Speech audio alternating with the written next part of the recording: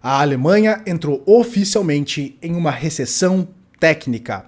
Nós vamos aprofundar esse tema durante esse vídeo e vamos falar também sobre os Estados Unidos, porque os Estados Unidos também divulgaram hoje o PIB e os dados da inflação. E compreender esses dados da inflação vai nos dar uma ideia das definições de taxa de juros, para ver se a economia dos Estados Unidos também vai para esse rumo da Alemanha ou não. Cola comigo até o final, seu capitalista, porque a gente vai aprofundar todos esses assuntos, diversos indicadores da macro para compreender as tendências de mercado.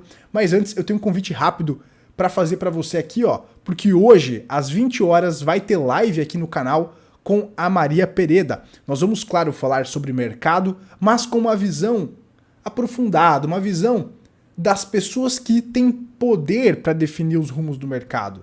Então vai ser um papo muito legal para a gente compreender os rumos que o mundo está tomando. Vamos falar aí sobre esse caminho do mundo multipolar, o que muda, como afeta os mercados. Vai ser muito legal aí o papo hoje com a Maria Pereda. É só ativar as notificações aqui para você não perder nada e o YouTube te avisar quando a live começar.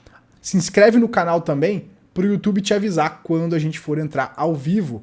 E lá no Telegram, claro, eu vou avisar também quando a gente for entrar no ar. Beleza, pessoal? Não perde, hoje às 20 horas tem live. E agora vamos falar sobre a macro, porque a Alemanha divulgou justamente os dados do PIB, do Produto Interno Bruto, hoje no dia 25 de maio, pessoal. E os dados apontam justamente que o país europeu está entrando em uma recessão técnica. O que significa o país entrar em uma recessão técnica? Significa que por 2 trimestres consecutivos a Alemanha teve queda no PIB.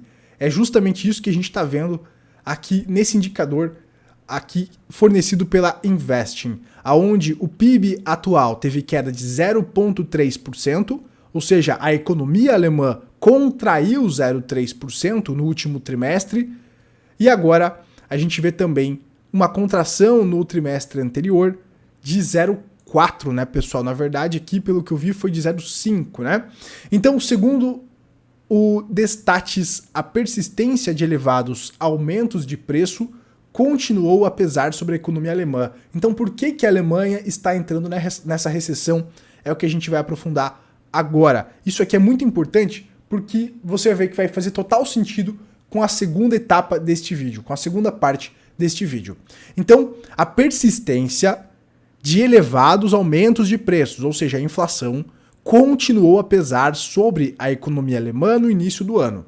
Isso refletiu principalmente nas despesas de consumo final das famílias, que caíram 1,2% no primeiro trimestre de 2023. Então, por que eu falo, pessoal, que a inflação é um problema? Justamente pelo que você está vendo agora, por esse fato que você está vendo agora.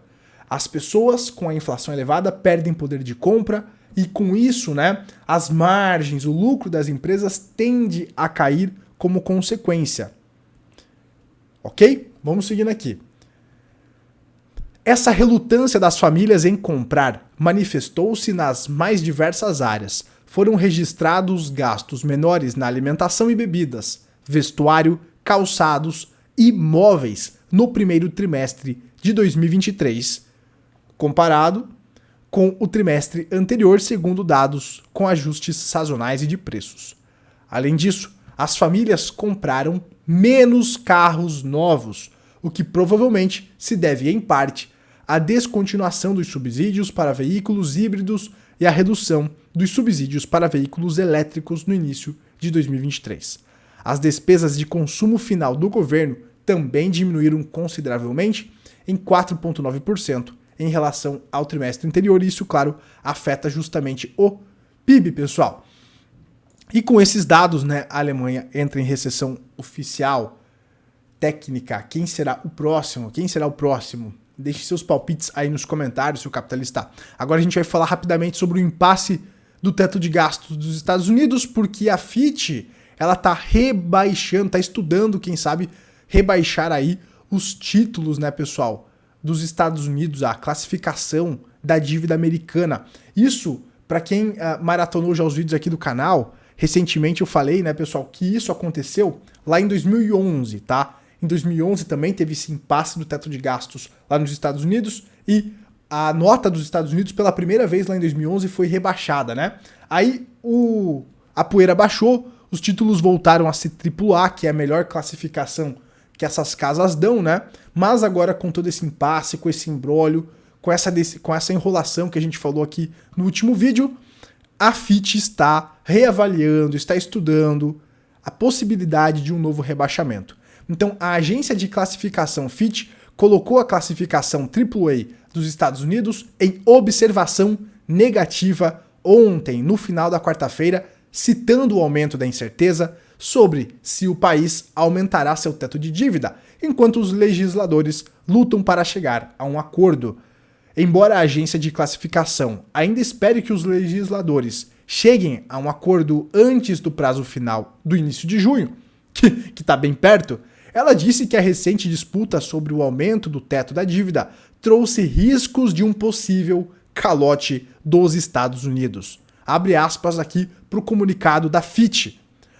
A arrogância sobre o teto da dívida, o fracasso das autoridades dos Estados Unidos em enfrentar de forma significativa os desafios fiscais de médio prazo, que levarão ao aumento dos déficits orçamentários, e o crescente fardo da dívida sinalizam um risco negativo para a qualidade de crédito dos Estados Unidos, disse então a Fitch em comunicado, pessoal. A Fitch disse que o governo registrará um déficit de 6,5% em 2023 e 6,9% em 2024, ante, os 5,5% que era projetado, pessoal? Então, a situação dos Estados Unidos vai se deteriorando e, quem sabe, de novo, os Estados Unidos podem ter a sua classificação rebaixada. Complicado, né? Complicado aí, o mundo está passando por momentos de incerteza e inclusive vai ser o tema hoje da nossa live aí às 20 horas com a Maria, beleza, pessoal? Vamos seguindo aqui, já que a gente está falando de Estados Unidos, para falar sobre o PIB dos Estados Unidos, que demonstra ainda resiliência da economia americana. O PIB do último trimestre veio positivo, com alta de 1,3%, pessoal, PIB muito positivo, demonstrando ainda a força da economia americana. E aí fica o nosso questionamento. Com essa força toda, como é que está a inflação? Meus amigos, foi divulgado hoje também os dados da inflação americana. A gente vai falar sobre ela agora e também as consequências. Então hoje, pessoal, saiu aí o núcleo de preços das despesas de consumo pessoal, que veio 5%. 5%. A projeção era de 4,9% e o anterior foi de 4,4%. Ou seja, o que isso significa, Gabriel? Significa que a inflação está voltando a subir, a inflação está pegajosa, está resiliente, a inflação não é transitória, igual o Fed falava pra galera lá em 2021, que a gente levava pedrada aqui no canal, porque a gente ia contra essa ideia do Fed, e olha só o que está acontecendo. O Fed falava que ia ter um pouso suave, agora eles estão mudando de ideia e estão falando que vai ter uma recessão leve.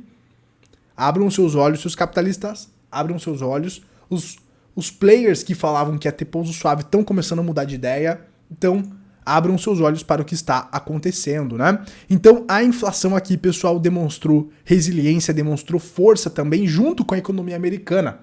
E provavelmente para você levar essa inflação para a meta de 2%, que é o objetivo do Fed, que eles sempre reiteram em todas as reuniões, vai ser necessário aumentar mais as taxas de juros. Falando sobre as falas do Fed, ontem foi divulgada a ata deles. A diretoria do Fed está dividida sobre quanto mais aperto monetário pode ser apropriado.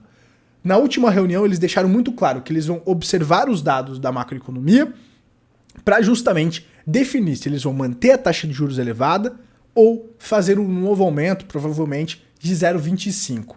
Os membros, pessoal, nunca estiveram tão divididos. Alguns falam que é necessário elevar as taxas de juros em mais 0,25. Outros membros falam que está na hora de manter por conta da questão do colapso, da fragilidade bancária.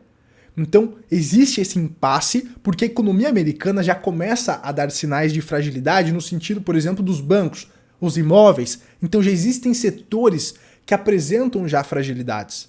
E os membros do Fed estão de olho nisso.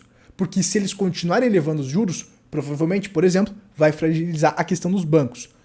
No vídeo de ontem ou anteontem eu falei sobre a questão dos calotes das hipotecas. Então, se os juros continuam a subir, quando os caras forem rolar a dívida esse ano, que é uma dívida absurda que vai ter que ser rolada esse ano, que eu falei nos últimos vídeos, vou deixar os links aqui na descrição para você maratonar.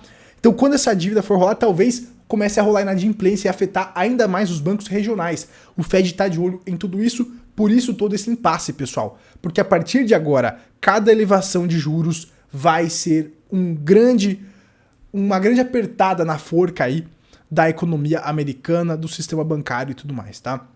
Então fiquem de olho nessas questões aí, pessoal. Os diretores do Fed observam que a inflação básica de bens ficou moderada desde meados do ano passado, mas queda ficou aquém do desejado. E o núcleo aponta justamente então essa resiliência da inflação.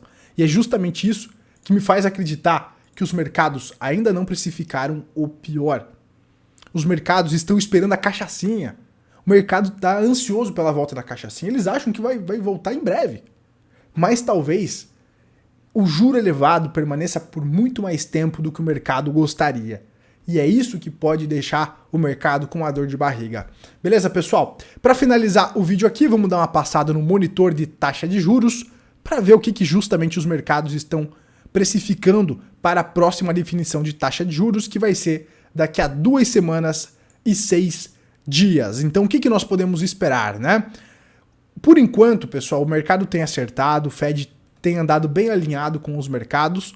Aqui é as negociações de taxa de juros futuras, né, nos mercados futuros, e a maioria do mercado acredita numa manutenção dos juros entre 5 e 5,25 nos patamares atuais.